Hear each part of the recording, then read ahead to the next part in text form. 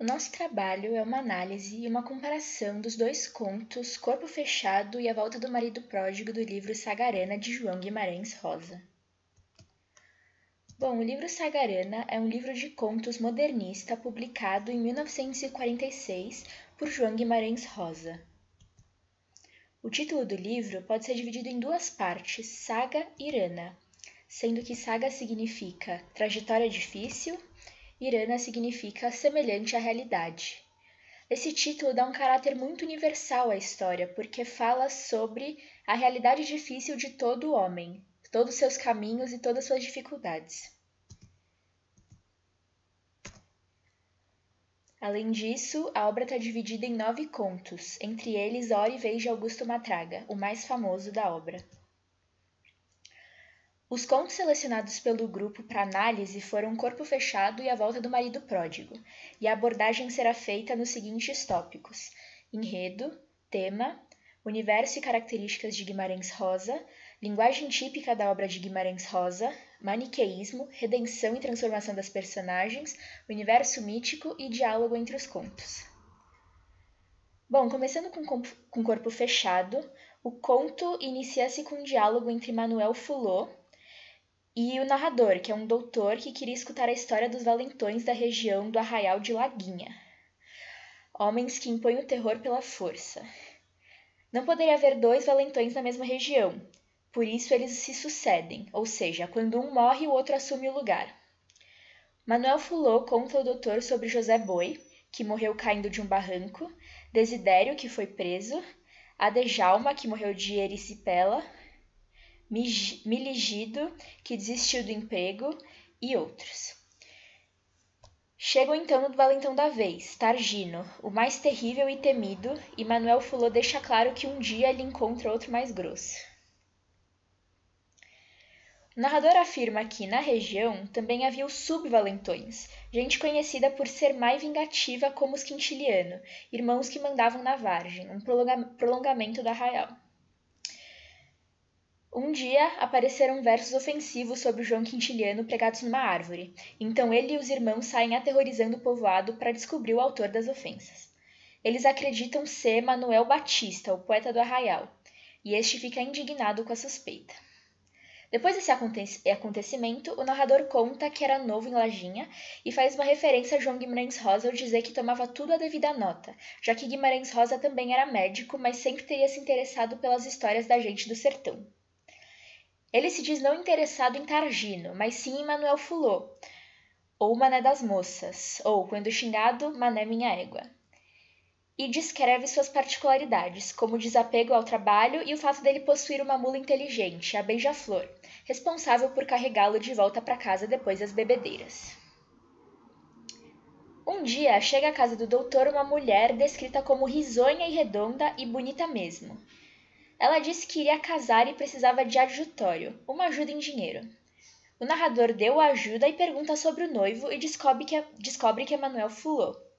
Mais tarde, o doutor e Manuel Fulô estão conversando e bebendo juntos e Fulô começa a contar sobre o período em que conviveu com os ciganos, com quem teria aprendido a ser esperto nas negociações de cavalo, já que eles disfarçavam seus defeitos e, depois, vendiam esses animais como bonitos e saudáveis.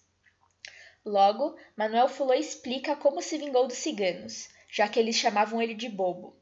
Ele comprou 2 cavalos, Furtamoça e Ventarola, e passou 3 meses tentando disfarçar os defeitos desses animais, e ao voltar para Arraial consegue trocá-los com os ciganos por 2 cavalos em condição muito melhor, e quando o negócio estava fechado, ele grita bem alto que tinha enganado os ciganos. A vingança deixou Fulô muito satisfeito, porém lhe causou um prejuízo porque ninguém mais queria negociar animais com ele, já que ele era capaz de enganar até os ciganos que sabiam tanto sobre os animais. A conversa entre os dois amigos continua, e o médico adverte Manuel sobre a quantidade de bebida ingerida. Fulô fala sobre seu objeto de desejo, uma cela mexicana, de propriedade do feiticeiro Antônio das Pedras, e refere-se a ele como curandeiro que desaconselha a população. Antônio das Pedras deseja comprar Beija-Flor a todo custo, mas Fulô jamais venderia sua mula. Nesse momento da história, chega à porta da venda Targino, o maior valentão da cidade. O valentão então avisa que viria no dia seguinte visitar Dasdor, a noiva de Fulô, de uma forma muito sugestiva, e faz um gesto de arma mostrando que o noivo não tinha opção, ou seja, ele estava interessado na noiva do Manuel. Algumas pessoas se juntaram em torno de Fulô e lamentam a sua situação e pela sua noiva também, que era objeto de interesse do Targino. O narrador exige que Fulô, este embriagado, faça alguma coisa, porém ele diz que não tem o que fazer, já que Targino é o demônio. No dia seguinte, o narrador sai em busca de ajuda. O coronel Melguério, o vigário e todos que procura se dizem impotentes para barrar o valentão, ou seja, ninguém quer ajudá-lo a enfrentar o Targino. A família Veiga de Manuel estava presente e eles pedem para que o narrador não deixe acontecer nada com Fulô. Enquanto isso, Maria das Dores estava desesperada em casa e, nesse momento, aparece o pedreiro e feiticeiro Antônio das Pedras querendo falar com Manuel Fulô. Os dois conversam a sós em um quarto e parece que Antônio tentava convencer Manuel de algo. Então o feiticeiro sai do quarto pedindo uma agulha, uma linha e um prato fundo, cachaça e uma lata com brasas. Então surge Fulô amarelo dizendo que poderiam dar beija-flor para Antônio das Pedras, ou seja, ele estava dando a sua mula querida para o feiticeiro. O susto foi geral e todos viram um verdadeiro testamento nessa doação. Eles viram que realmente o Manuel queria derrotar o Targino. Os dois voltaram a fechar-se no quarto e começaram a ouvir um tumulto. E era Targino se aproximando. Fulô, com um jeito de sonâmbulo e o corpo duro, sai do quarto e vai para a rua. Perguntam para o feiticeiro o que ele tinha feito com o noivo e ele explica que fechou seu corpo, inclusive contra a arma de fogo. A família lamenta que Manuel tinha enlouquecido, já que não levaram uma arma para a briga. Ao aparecer Targino, Fulô logo xinga sua mãe. Os dois trocam insultos e o noivo tira da cintura uma faquinha. O valentão fica surpreso com a ousadia do adversário e atira 5 vezes, mas quando o narrador olha para a cena, vê Fulô esfaqueando Targino no peito, este caindo no chão e morrendo. Manuel Fulô então ganhou a disputa, por ter o corpo fechado. Manuel Fulô faz festa durante 1 mês. Teve que adiar o casamento com Dasdor, pois o padre não casa gente bêbada, e o narrador seria o padrinho dos noivos.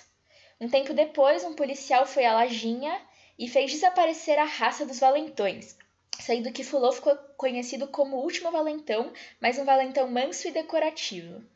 Quando conseguia escapar da esposa, bebia além da conta e pedia emprestada beija-flor e saía pelo arraial gritando: "Conheceu, gente, o que é sangue de Peixoto?"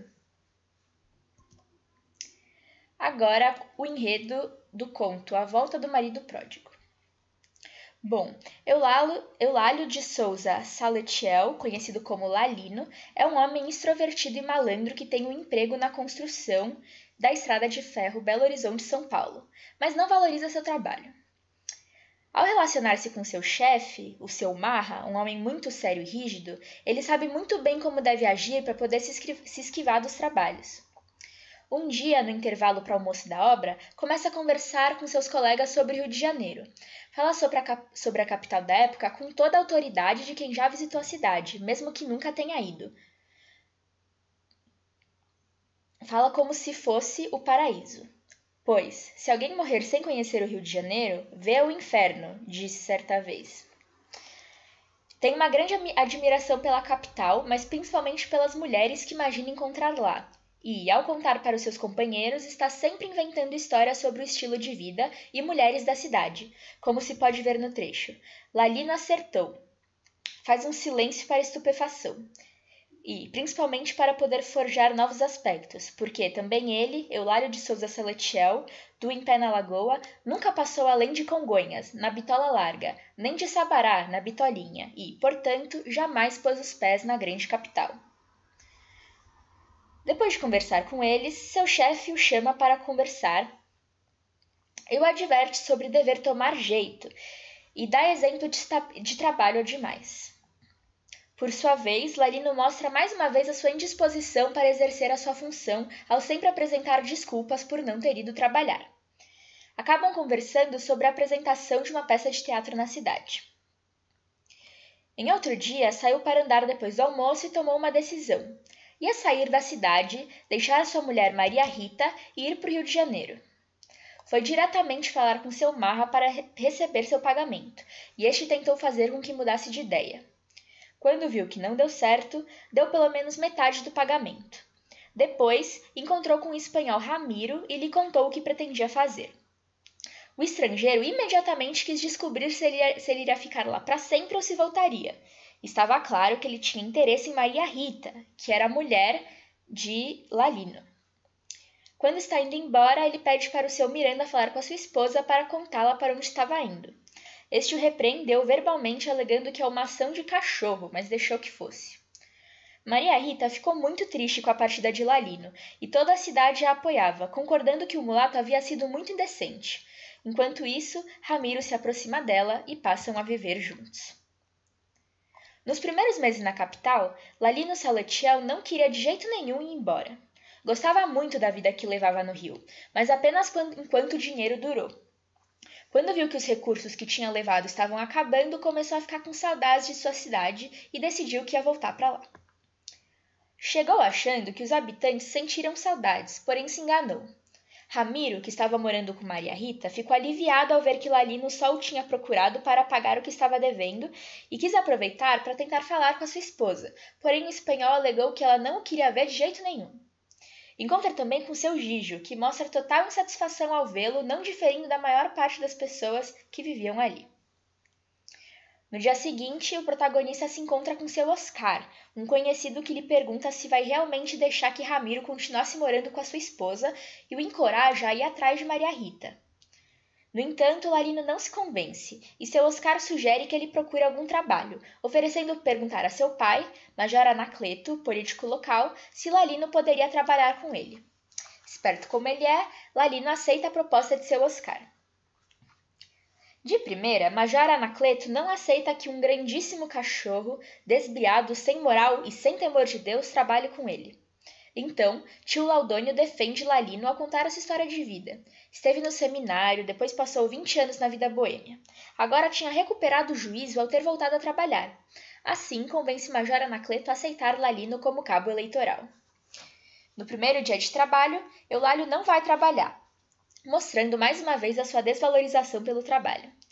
Mas depois de levar uma bronca do seu chefe, ele começa a cumpri-lo muito bem, conseguindo cada vez mais eleitores para o Major.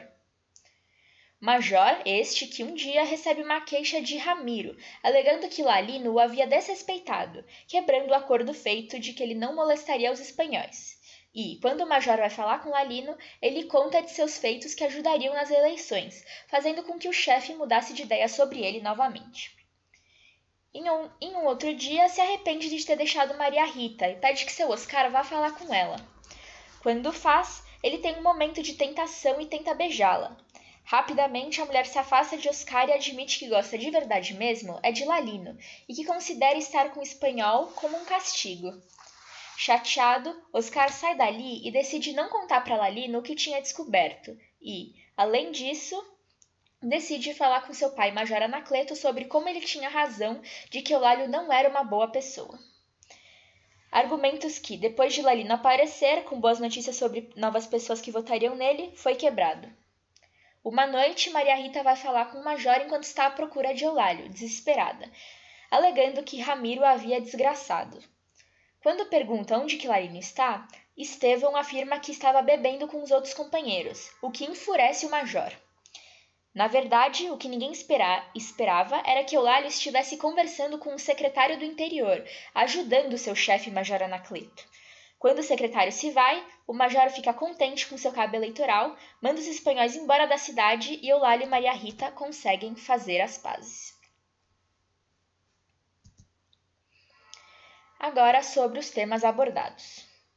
Em Corpo Fechado, há dois temas que principalmente se desenvolvem no enredo: a influência da crença, da fé e da superstição, e a oposição entre o poder da força bruta e aquele que vem do conhecimento intelectual.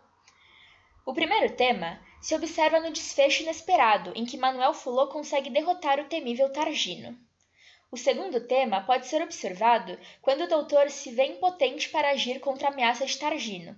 Porém, após Fulô vencê-lo, um policial termina a Era dos Valentões. Isso mostra que a civilização, ou seja, o conhecimento intelectual, teria ganhado contra a barbárie, ou seja, a força bruta.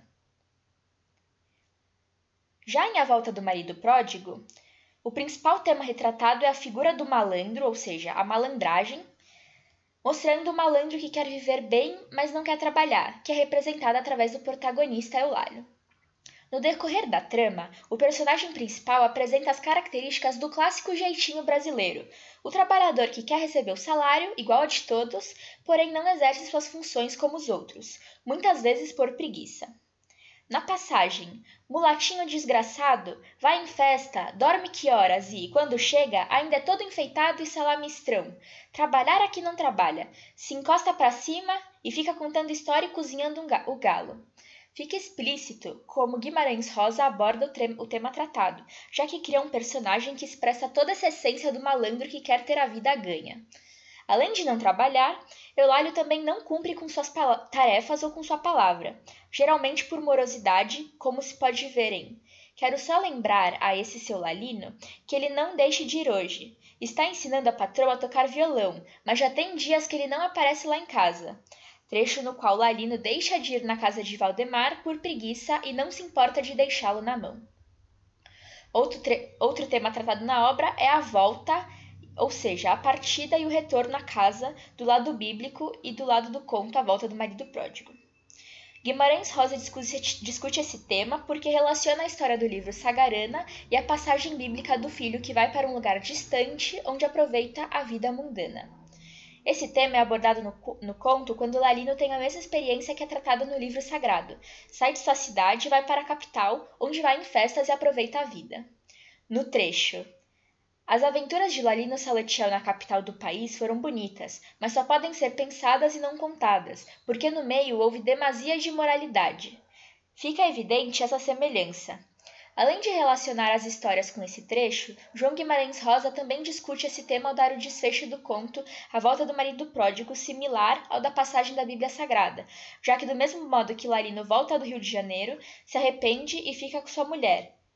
O filho que vai viver a vida pecadora, então, volta para sua vida abençoada e recebe muitos mimos de seu pai.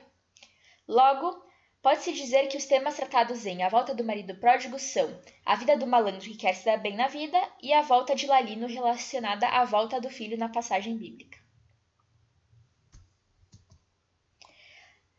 Agora, a gente vai explorar um pouco o tema do universo e características de Guimarães Rosa nos contos. Bom, espaço. Sagarana se passa toda a obra sagarana se passa no interior de Minas Gerais, com exceção de algumas histórias em que se menciona o Rio de Janeiro. Então, o espaço pode ser delimitado como interior de Minas, mas como o autor recria esse espaço na hora de contar a história, ele pode ser considerado como um espaço universal, de modo que a história poderia se passar em qualquer lugar. Uma coisa parecida também acontece com o tempo. Ao não utilizar tempos muito específicos, o tempo é muito impreciso, então a história poderia estar acontecendo em qualquer época, o que também contribui para a universalidade das histórias e dos contos. Linguagem. A linguagem utilizada tem caráter singular e original, muito característico de Guimarães Rosa, sempre utilizando a recriação linguística, rompimento com padrões estéticos e uma nova medida de expressão que vai ser abordada um pouco mais para frente no trabalho. Agora, a gente vai abordar o tema da linguagem típica de Guimarães Rosa, que tem uma forma de expressão muito particular e característica. Então, bem, começando com A Volta do Marido Pródigo. O conto apresenta várias figuras e neologismos que são características do autor João Guimarães Rosa. O escritor utiliza esses recursos para condensar ideias em uma única palavra e deixar o texto mais rico, ou seja, transmitir por meio da linguagem uma ideia de representatividade, a identidade do povo. Com isso, o vocabulário é simples, popular e procura refletir a realidade, criando uma maior verossimilhança ao conto, pois o autor não se prende às regras gramaticais e demonstra de forma coloquial a fala dos personagens. Por exemplo, no trecho, abre aspas, prosa, só, pirão d'água sem farinha, era melhor que ele olhasse para sua obrigação, uns acham assim sabido. Fecha aspas, fica evidente como o autor explora a linguagem oral ao escrever, criando uma aproximação do universo do conto com a realidade em si. Além de utilizar uma linguagem de fácil compreensão, Guimarães Rosa também usa vários processos de formação de palavras e figuras de linguagem com o intuito de transmitir ao máximo suas ideias e sentimentos de forma conjunta, porque muitas vezes a ideia que o autor quer transmitir não consegue ser transmitida por palavras já existentes no dicionário. A passagem, abre aspas, e o cachorro do Benigno vai ficar todo ancho, fecha aspas, deixa evidente o uso da figura de linguagem arcaísmo, uma vez que ancho é a forma arcaica de orgulhoso. Além disso, as estruturas frasais que Guimarães Rosa utiliza também mostram como o autor brinca com a gramática para adequá-la ao seu pensamento. O trecho, abre aspas, mas, já que o senhor não quer, estou aqui, estou o que não. Fecha aspas, deixa claro essa ação de Rosa, uma vez que apresenta uma estrutura frasal de organização incomum no trecho. Estou aqui, estou o que não. O autor também utiliza o regionalismo para escrever e captar a atenção do leitor, uma vez que o deixa imerso no contexto do conto. Para fazer isso, Guimarães Rosa utiliza palavras não só da língua brasileira, mas também de dialetos nativos, como se pode ver no trecho, abre aspas. Eu não, que não vou cutucar a caixa de mangagaba, fecha aspas. Trecho em que apresenta a palavra mangagaba, que em tupi significa abelha. Além disso, a musicalidade também é uma característica forte no conto A Volta do Marido Pródigo, como se pode ver no trecho, abre aspas, 9h30, um sincero tilinta, é um burrinho que vem sozinho, puxando o carroção, fecha aspas. Trecho no qual Guimarães Rosa procura fixar a musicalidade da fala sertaneja, que contribui também para o regionalismo presente na obra. Já em Corpo Fechado, quase todas essas características também se atribuem ao conto. No caso das figuras de linguagem, neologismos, estruturas frasais inusuais, regionalismo e musicalidade. Mas, além disso, exemplos que podem ser citados são acréscimo de sufixos que geram palavras novas, neologismos, que podem ser exemplificados no conto como as palavras tratantagem, que é uma derivação, que é uma transformação da palavra golpe, trapaça, num advérbio.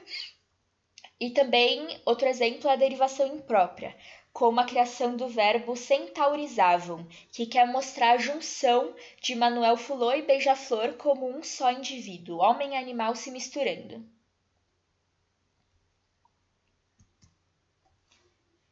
Agora, o tema que vai ser abordado no trabalho é a presença ou não do maniqueísmo, que era um tema muitas vezes abordado nos textos de João Guimarães Rosa.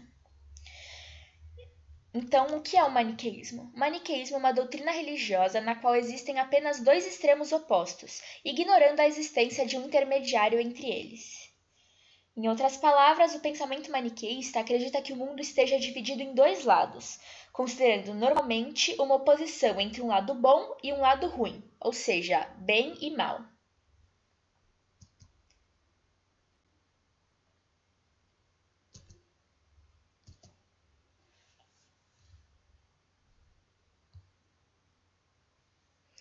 Então, maniqueísmo em Corpo Fechado.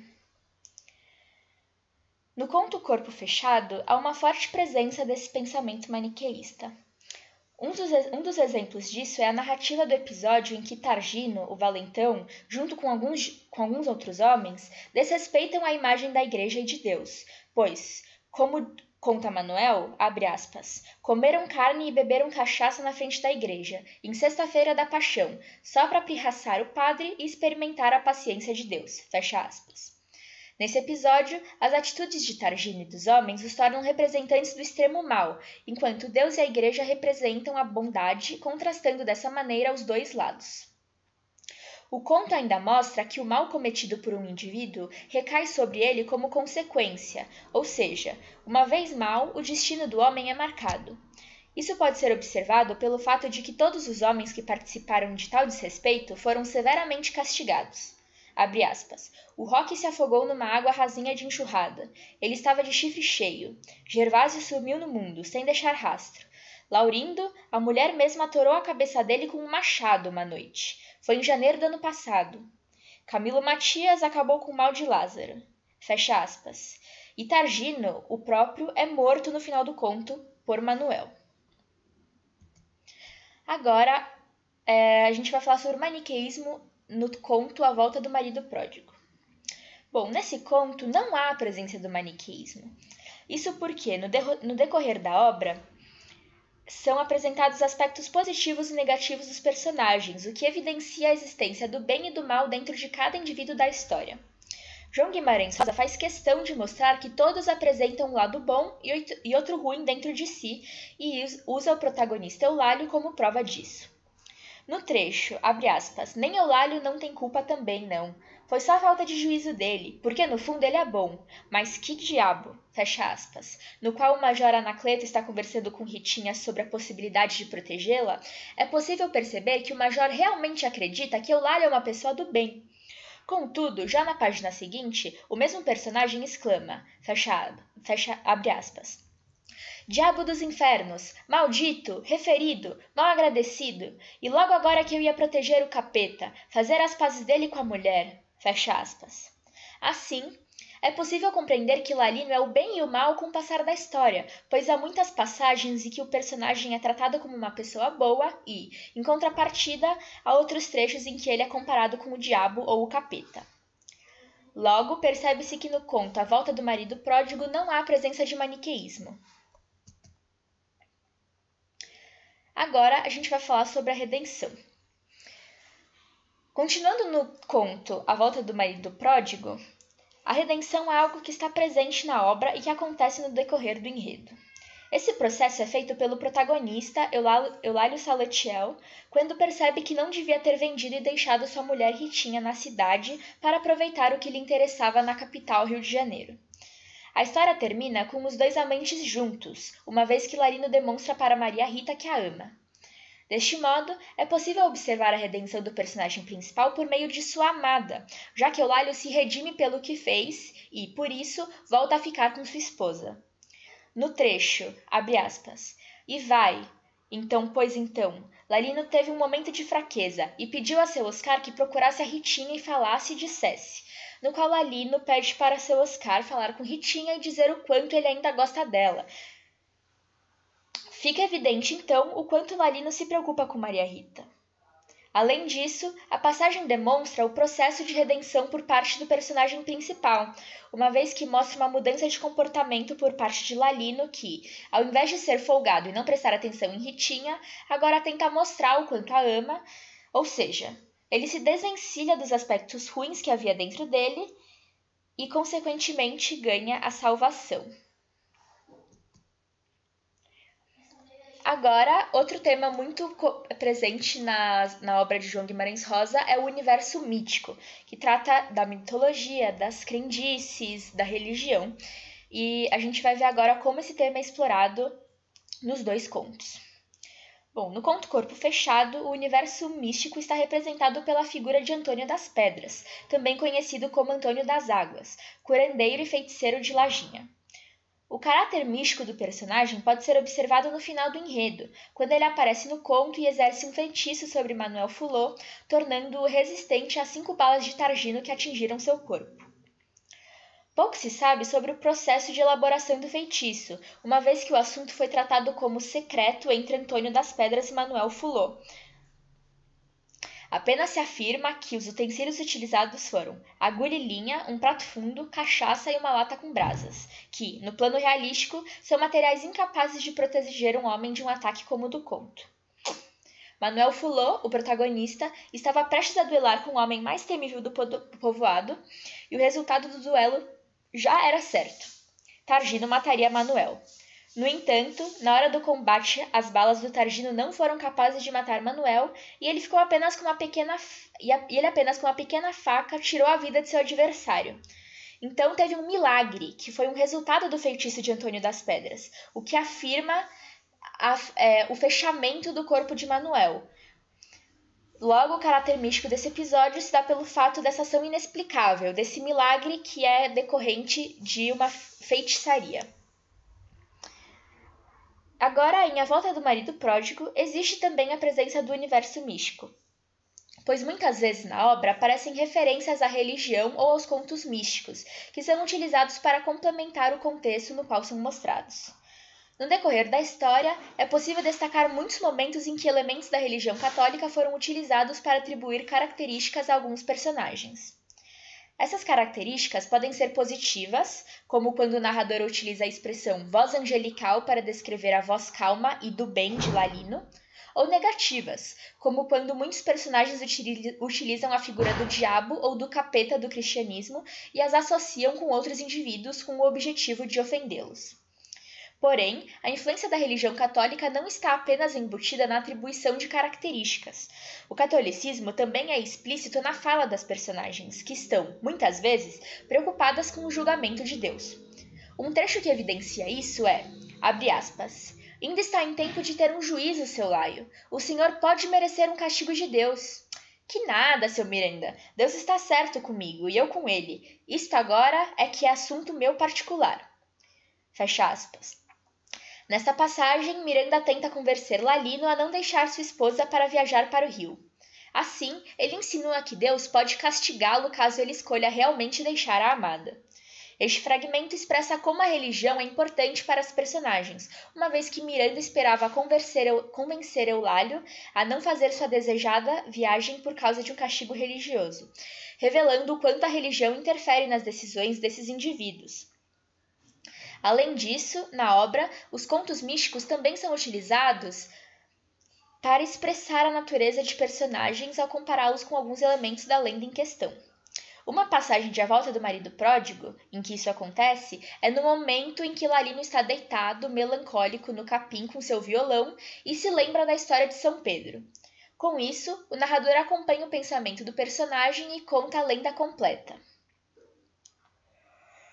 Contudo, quando termina o conto, o narrador estabelece uma relação entre o sapo do mito e Lalino, como pode-se ver em, abre aspas, e essa que era a variante verdadeira da história, mas Lalino Salatiel nem mesmo sabia que era da Grei dos Sapos.